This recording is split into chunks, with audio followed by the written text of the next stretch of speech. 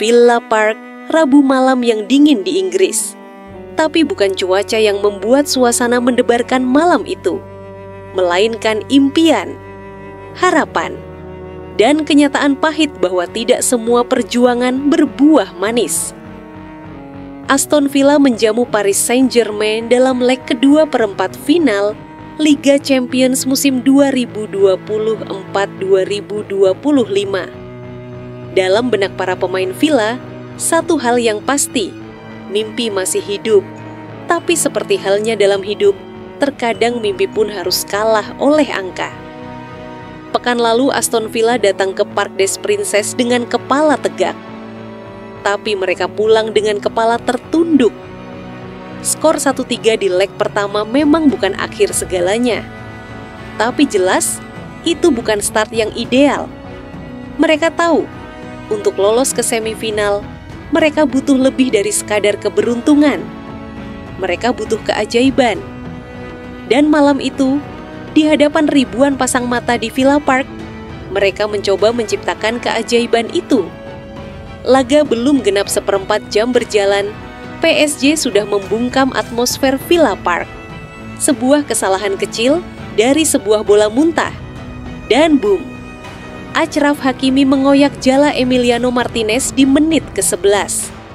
Dari sebuah serangan balik cepat, yang memang jadi senjata utama PSG di laga ini, mereka bikin pendukung Villa terdiam. Skor 0-1. Agregat menjadi 1-4. Tembok semakin tinggi untuk dipanjat, tapi ternyata itu belum cukup menyakitkan.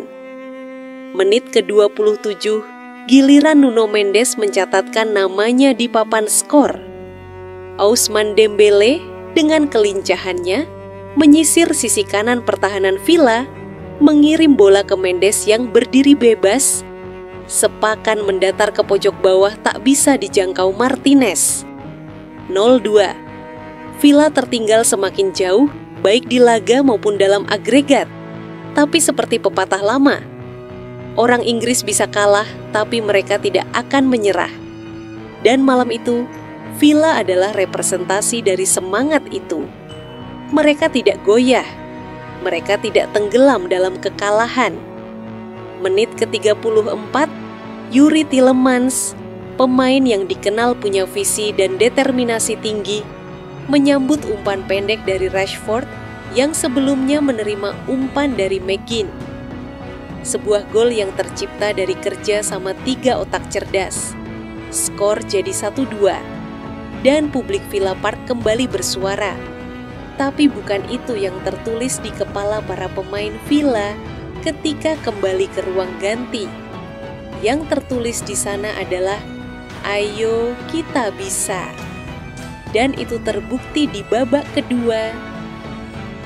Menit ke-55, John McGinn, sang kapten, memutuskan untuk tidak hanya memimpin lewat kata-kata, tapi dengan aksi.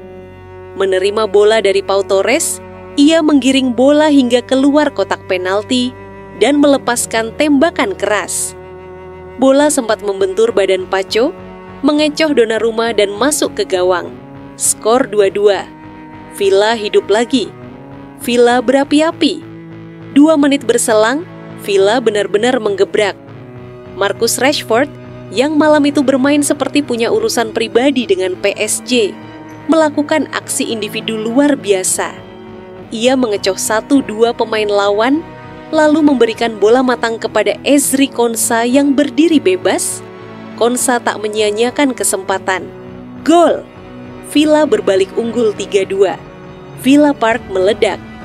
Tapi meski menang di skor pertandingan, agregat tetap 4-5. Mereka masih butuh 1 gol lagi. Namun setelah itu, PSG mulai melakukan apa yang biasa dilakukan tim besar saat berada dalam tekanan. Mengatur tempo, membunuh ritme, dan menahan emosi lawan. Mereka bukan tim yang mudah gugup. Mereka tahu mereka unggul, dan mereka tahu waktu ada di pihak mereka. Villa berusaha. Mereka mengejar, mereka menekan. Tapi waktu terus berjalan. Menit 80, menit 85, menit 90, dan peluit panjang dibunyikan. Skor akhir 3-2 untuk Aston Villa. Tapi dalam agregat, PSG tetap unggul 5-4. Kemenangan yang terasa seperti kekalahan, atau kekalahan yang terasa seperti kemenangan. Aston Villa tersingkir, tapi mereka tidak kalah harga diri. Mereka telah memberi segalanya. Dan malam itu, meski tidak lolos ke semifinal, Villa telah menunjukkan satu hal, bahwa mereka pantas ada di Liga Champions.